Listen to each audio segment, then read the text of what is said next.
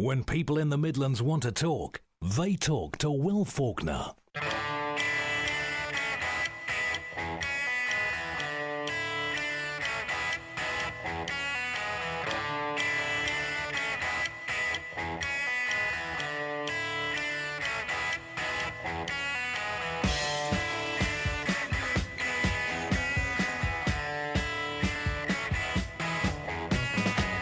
A testament of failure. A bishop and church whose actions were found to be inadequate, inappropriate, ineffective and entirely unhelpful.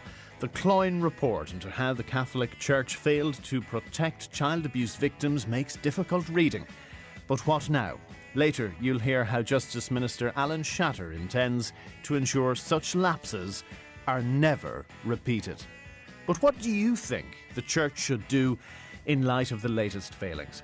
Also this morning, the local people who brought their concerns about special needs resources to Leinster House, living with more than 100 seizures per day.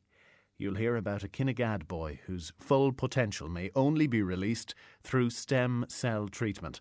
Plus, if you have a heavy accelerator foot, then head to Limerick and I'll tell you why a little bit later. 0818 300 103 is our phone number. You can text 083 30 10 103 or follow the show on Facebook as well. But first, to the political fallout once again from the closure of Roscommon Hospital's Accident and Emergency Unit. Fine Gael blames a communications failure for the backlash the party has suffered and has given its Oireachtas members a step-by-step guide to handling questions about the controversy. At a parliamentary party meeting last night, Taoiseach Enda Kenny denied being heavy-handed with Deputy Denis Naughten, who lost the party whip last week. Senator Fidelma Healy-Eames asked if it was true Mr Naughten was given only 30 minutes to clear his desk in the Fine Gael corridors of Leinster House after voting against the government in last week's Dáil vote. Now, on Tuesday, we were joined in studio by Roscommon woman Marie Gilooly. She was there watching from the public gallery, and she gave us this account of how she saw the vote unfold. On a massive wall behind where the Ceann Comhairle sits, there's a huge seating plan of the Dáil chamber, and it's a horseshoe shape, and each seat is represented by a square. And TDs vote electronically by pushing a button on a pad. And on this occasion, if you voted against the government, you pushed a red button, and if you voted with the government, you pushed a green button. And then I saw our two local TDs. I just spotted them, and they were genuinely ashen-faced, and, you know, the strain was evident on their faces, Frank Feehan and Denis Naughten. And the vote was called, and approximately 1/3 of the seats on the opposition benches lit up red. As expected. As expected. And then there was this sea of green lit lights on the government side. And it took me a second to realise that Denis Naughten's seat hadn't lit up. This was our TD from Roscommon. And I believe, honest to God, that everyone in the Dáil was looking at him at that moment. So was there a moment of hesitation that he hadn't pressed the button? Yeah, there was. His was the last vote, I think, to be made. And then suddenly his seat lit up red in this sea of green. So there was a gasp around the public gallery, and a few people started to cheer, not loudly, and we were asked to be quiet, and we respectfully were. And I suppose until that moment, and only because I actually saw it, I didn't realise what courage and strength it took for Denis Naughten to push that red button. The words of Marie Gilooly when she joined us in studio on Tuesday. Well, this is our first opportunity to interview Deputy Denis Naughten since the events of last week. Deputy Naughten, you're welcome to the programme. Good morning, Will. So how have you been treated since? Well, I'm now an independent TD in Dáil Éireann at this stage. I think my 1 week anniversary is about to come up at about 3 o'clock today. I'll be 1 week a member of the opposition and a member of the independents in the Dáil. So it's been a hectic month really since the first plans were announced regarding the downgrading of services at Roscommon. In that period I had 75 separate meetings and discussions with the HSE and Department of Health, and I felt that, you know, I'd given the people of Roscommon a commitment based on a written commitment that was given to me by James Riley, and I felt I couldn't go back on that commitment, and that's why I did what I did last week. Ironically, much of this started when Enda Kenny opened your constituency office, and he dropped a bombshell on that day. Did you know in advance he was going to say that? No, I didn't know in advance that he was going to say that. I'd been given no indication that that was going to be said. I'd spoken with the Taoiseach's media advisor that morning, and we discussed the issue, and I thought I'd agreed an approach in relation to it, because talks were very much ongoing at the time regarding the whole issue. So I was as surprised as anyone that announcement was made. It was a bit odd, given the occasion, the opening of your office, to land what would be politically very damaging on your doorstep. Yes, I suppose looking back on it now, it was very odd that it was done, but that's where it was announced, and I had to live with the consequences of that. Do you think there's any significance in why he decided to do it then? I don't know. I haven't thought too much into it. All of the last month is very much a haze now at this stage. I had done a huge amount of work behind the scenes to try and secure 24/7 emergency services at Roscommon County Hospital. They aren't in place there. I'm hugely disappointed over that, because I believe that lives will be lost on foot of it, and that the safety concerns that have been raised were just being used as a smokescreen to downgrade the hospital. Let's go back to the election. And there would have been so many issues. The economy was probably very central, but locally in your area, Roscommon Hospital was a firm focus. So what exactly were you told by James Riley, by Enda Kenny, by the senior figures in Fine Gael? We were given a written commitment that all the existing services at Roscommon County Hospital would be retained by Fine Gael. Naturally enough, it would require some changes in how those services operated. We all accepted that, but that in principle the services would remain in place. That was given to me in writing by James Riley, and was again reiterated by the Taoiseach as leader of the opposition when he visited Roscommon during the election campaign itself. And since then, evidence has been produced by HICWA to suggest that the throughput of patients in Roscommon would never allow the necessary skills to be retained, that through lack of experience, the physicians, the consultants and so on, they'd lose the skill set that they have. But was that known before the election? Or do you even accept that rationale at all? Well, look, the HICWA report in relation to Ennis was out, and that's why Roscommon Hospital was such a big political issue. That was out 2 years ago. That's correct. In relation to Mallow Hospital, no, that report hadn't been published at the time. But look, everyone knew the issues and challenges that were there in relation to the county hospital in Roscommon. It had become part of the Galway Roscommon Hospital Group, and I believe that, with the rotation of physicians and consultants between the four hospitals, it would be possible to maintain the skill set that was, that HICWA keeps reiterating. And I think if the will was there, you could have a very safe service provided in Roscommon that meets the needs of the vast majority of patients. OK, but given that the findings of the HICWA report into Ennis were known and that much of that was applicable to Roscommon, do you think James Riley gave you the assurances knowing that he couldn't meet them? Did he deliberately mislead you, or did he give them in good faith? No, I believe that James Riley did give them in good faith at the time, and I believe that his intention was to retain services. That attitude, of course, changed when he became Minister for Health. Why?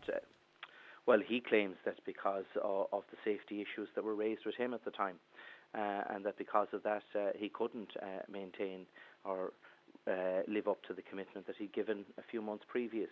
And for me, that was unacceptable. As I said, I had campaigned on that in good faith. I believed that it was possible to be implemented, and because of that I felt that I had to stand by my word and my own integrity.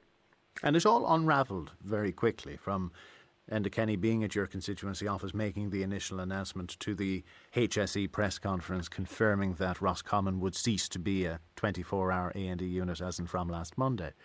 What did you say to your party senior figures behind the scenes about the political impact it would have? Well, I don't think they realised the full extent of the political impact of it, but I had made it quite clear to them of the full ramifications of this. I felt that on a personal basis, that I was being hung out to dry on this particular issue, that I wasn't being given the support that I required to actually ensure that I could remain within the parliamentary party. And I made it quite clear a week in advance of the vote, and long before Sinn Féin had put down their motion, that unless there was clear commitments given in relation to Roscommon Hospital, that my position would be untenable. Some have suggested that because you sided against Enda Kenny in the leadership heave last May of 2010, that it was held against you. Now, would Enda Kenny be so petty in dealing with such a major issue as an accident in an emergency department to try and leave you hanging out to dry? Well, I don't know. I think that'll be for others to decide. I made my decision last June, 12 months. I subsequently spoke with Enda Kenny. I made it quite clear to him, as far as I was concerned, there was water under the bridge, and that I would support him as long as he was leader of Fine Gael subsequent to that. Did you get a sense from him that he shared the sentiment that it was water under the bridge? Well, he did appoint me as chairman of the Joint Oireachtas Committee on Health and Children, so I presume that that was on foot of sending out the clear message that it was water under the bridge. So you don't feel you were set up for a fall? Well, look, that's for others to decide. I'm sure people that have their own interpretation of it. As I say, I'm not dwelling on what has gone on now at this stage, only trying to look to the future and see what politics has for me. Had you made Enda Kenny aware of your voting intentions before the Dáil vote? No, but I had made the Chief Whip fully aware of my voting intentions the previous week and that day on a couple of occasions. Now, you heard Marie Gillooly from Roscommon describing her interpretation of what happened in the Dáil chamber. She was in the public gallery looking down at you, and she described a moment of hesitation before you pressed the button. So what was going through your head at that moment? Oh, I suppose there was a lot of things going through my head. Like, my family is steeped in the history of Fine Gael. My grandfather was a founding member of the Fine Gael party in County Roscommon. Between my father and myself, we served the people of County Roscommon for 37 years and served the Fine Gael party for 37 years.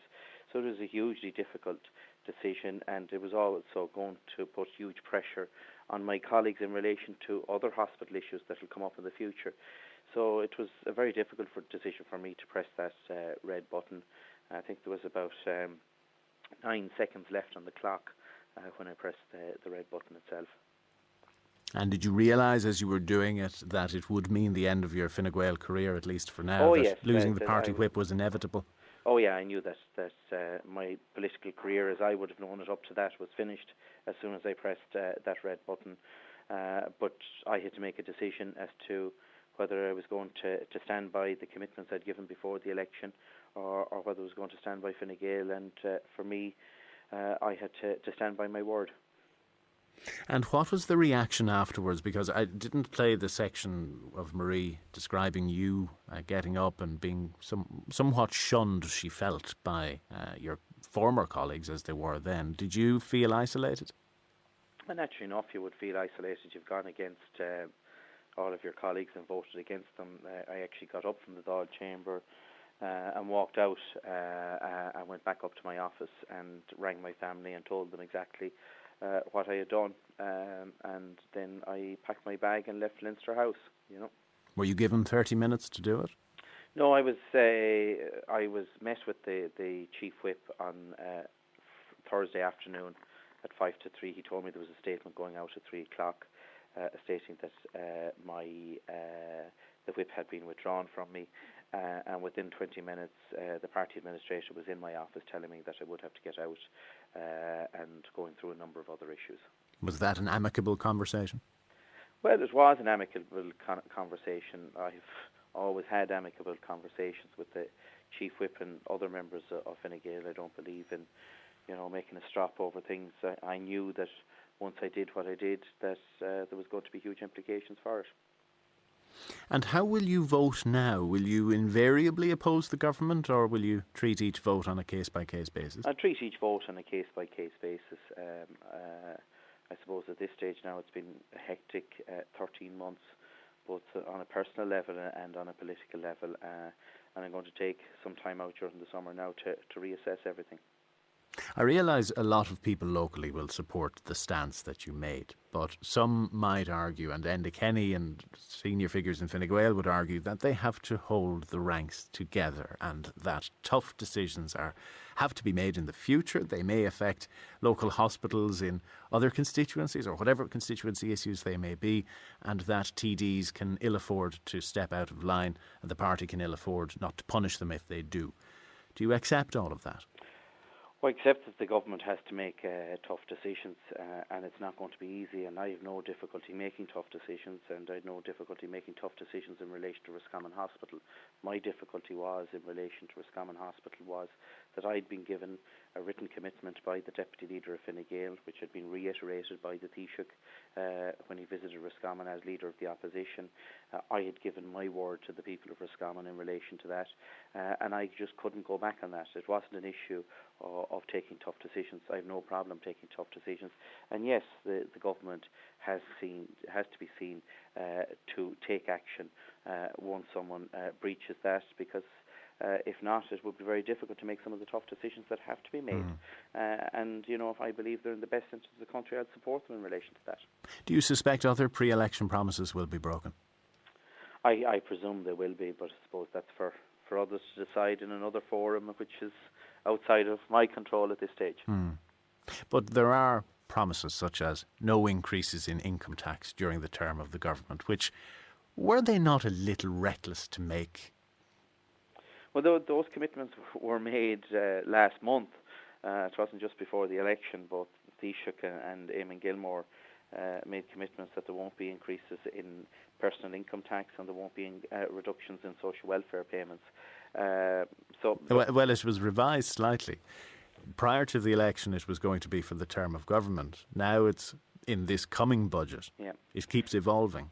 Well, naturally enough, it's going to keep evolving. I don't think it's going to be possible for anyone to have a crystal ball to predict the future. But look, the government have made numerous commitments. They did make commitments before the election, and it will be difficult for them to fulfil those now. But I suppose you can be forgiven for making a commitment if you did it in good faith and circumstances changed, or your perception or your knowledge of the circumstances changed. But were some of those commitments made in the knowledge that they could never be honoured, including Roscommon Hospital? I don't believe that the Roscommon Hospital, if I thought for 1 second that the commitment made in relation to Roscommon Hospital couldn't be fulfilled, I would not have campaigned on it. I think anyone that knows me would know that that's the type of politician I am.